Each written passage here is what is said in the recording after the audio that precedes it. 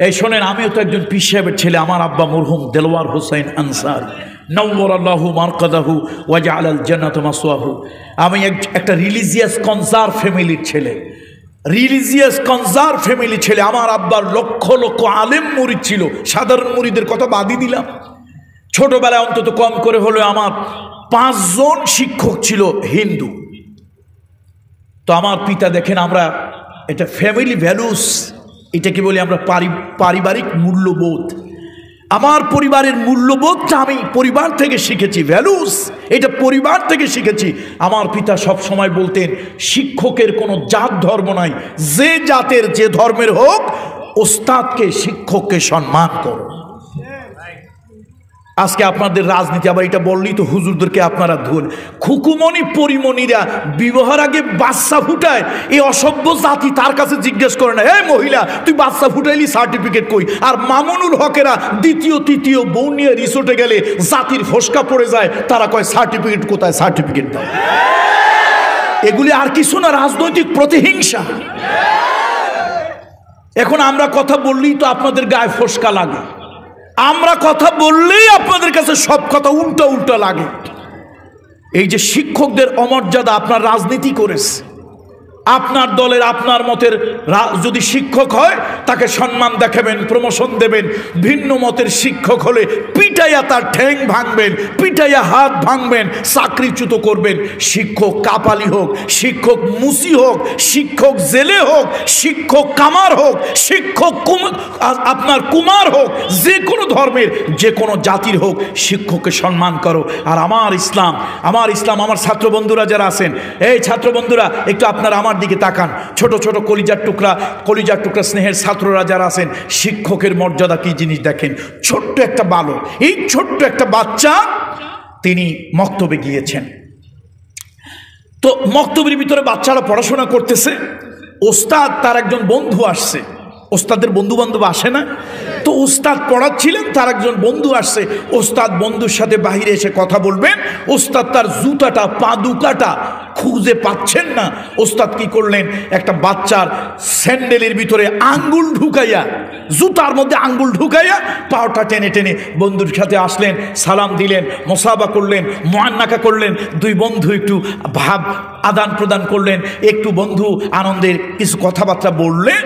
ছাত্র লক্ষ্য করে দেখলো, এই ছোট্ট ছাত্রটা লক্ষ্য করে দেখলো যে ওস্তাদের পায়ের আঙ্গুল, কেন ওস্তাদের পা বড়, ছাত্রের ছোট্ট বাচ্চা মানুষ, ওর পাও কি পার মধ্যে, এই জুতার মধ্যে ওস্তাদের পাও ঢুকবে? প্রশ্নই আসে না। তো ওস্তাদ যে দুইটা আঙ্গুল দিয়া পার মধ্যে, জুতার মধ্যে দুইটা আঙ্গুল ঢুকাইয়া টেনে টেনে নিয়েছে। ছাত্র এটা দেখেছে। এখন মাদ্রাসা যখন ছুটি হয়েছে, ছাত্র চিন্তা করে, ওস্তাদ আমার এই জুতার মধ্যে পা ঢুকাইছে, এটা করি কি করব, কি পায় দেব, কি করব? তো শেষে ছাত্র চিন্তা করলো, না, ওস্তাদের কদম লেগেছে, এই জুতা পায়ে দেওয়াটা বেয়াদবি হবে, মা বোধহয় রাগ করবে আমাকে, মা আমাকে রাগ করবে। সে কি করছে, এই জুতাটারাই বগলের মধ্যে নিয়ে বাড়ি গেছে। এখন বাড়ি যখন গেছে খালি পায়, মা জিজ্ঞেস করছে, কি ব্যাপার, তুমি খালি পায় কেন? কয়, মা জুতা তোই তো। আরে মা একটা রাগ করে একটা চপেটা ঘাত করেছে। বেওকুফ ছেলে, নাদান ছেলে, জুতা পায়ের জিনিস, এটাকে বগলে করে আনার জিনিস। ছেলেটা থাপ্পড় খায়, কয়, মা আমি যখন মক্তবে পড়াশোনা করি, আমি যখন বিদ্যালয় পাঠশালায় পড়াশোনা করি, আমার ওস্তাদ তার এক বন্ধুর সাথে কথা বলতে গিয়ে আমার এই জুতার মধ্যে আঙ্গুল ঢুকিয়ে পাটা টেনে টেনে টেনে বন্ধুর কাছে গিয়ে কথা বলেছেন, আবার পাটা টেনে টেনে এসেছেন। ওস্তাদের পা আমার এই জুতার মধ্যে ঢুকেছে, ওস্তাদের আঙ্গুল আমার এই জুতার মধ্যে লেগেছে। মা গো, আমি চিন্তা করলাম যদি এটা বগলে করে নিয়ে আসি, পায়ে দিয়ে নিয়ে আসি, শুনলে যদি তুমি মারো, এই মায়ের ভয়ে আমি বগলে করে নিয়েছি। মার একটা থাপ্পড় মারছে। আরে বেওকুফ, উস্তাদের কদম লেগেছে, ওটার বগলে করে আনলি কেন, মাথায় করে কেন নিয়ে আসলি না? শিক্ষা কোথা থেকে আসে দেখেন।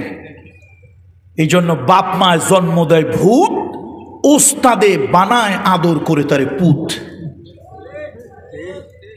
মা একটা থাপ্পড় মেরেছে, উস্তাদের কদম যেই জুতার মধ্যে পড়েছে, সেই জুতা তুই বগলে করে আনলি কেন, তোর তো মাথায় করে আনা উচিত ছিল। মা আমার ভুল হয়েছে, মা আমি এটা বুঝি নাই। সন্তান ঘুমিয়ে গেল।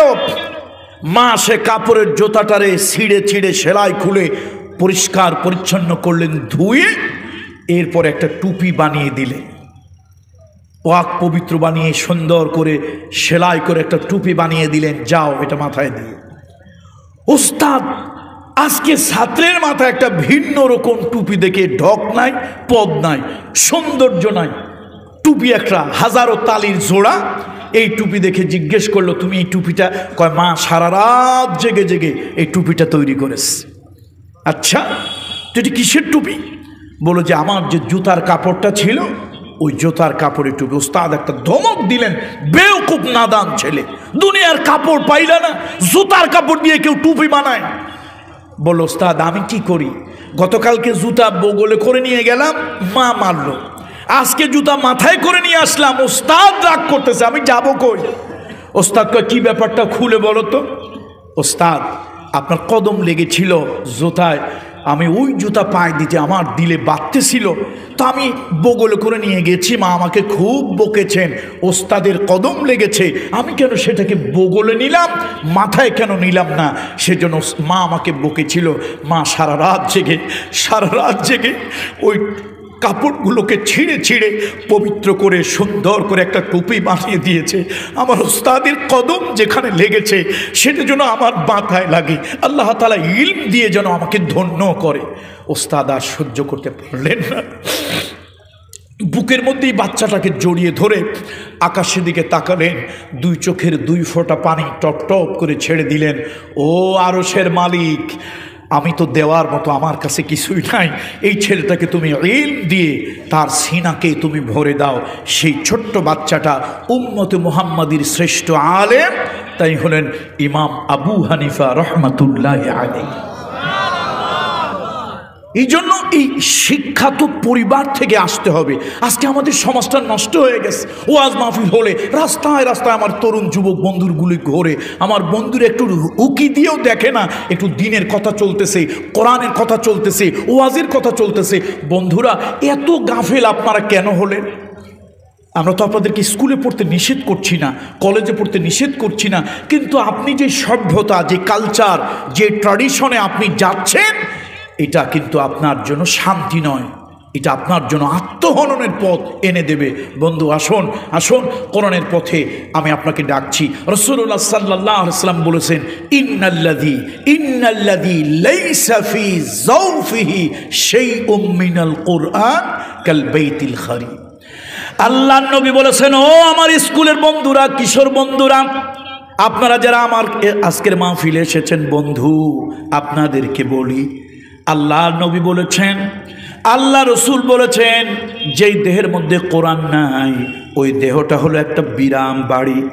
50 বছর ধরে একটা বাড়িতে লোক থাকে না, 100 বছর ধরে একটা বাড়িতে লোক থাকে না, ওই বাড়ির ভিতরে সাপ আছে, বিচ্ছু আছে, আরশোল্লা আছে, বল্লা আছে, পিঁপড়া আছে, সব ওই বাড়িতে আছে। ওই বাড়িতে ঢুকলে জীবন হনন হয়ে যেতে পারে, মৃত্যু আসতে পারে। আমার নবী বলেছেন, রহমাতুল লিল আলামিন বলেছেন, যদি কোনো বাড়ি বিরাম বাড়ি হয়, ছাড়া বাড়ি হয়, ওই বাড়িতে কোনো লোকজন থাকে না, ওই বাড়িতে কোনো লোকজন ঢোকে না, সেই বাড়ি যেরকম সাপ বিচ্ছু ভয়ঙ্কর প্রাণীদের আখড়া হয়ে যায়। আমার নবীজি বলেছেন, যেই দেহের মধ্যে কোরআন থাকে না, যে দেহের মধ্যে কোরআন থাকে না, ওই দেহটা বিরাম বাড়ি হয়ে যায়। আল্লাহু আকবার।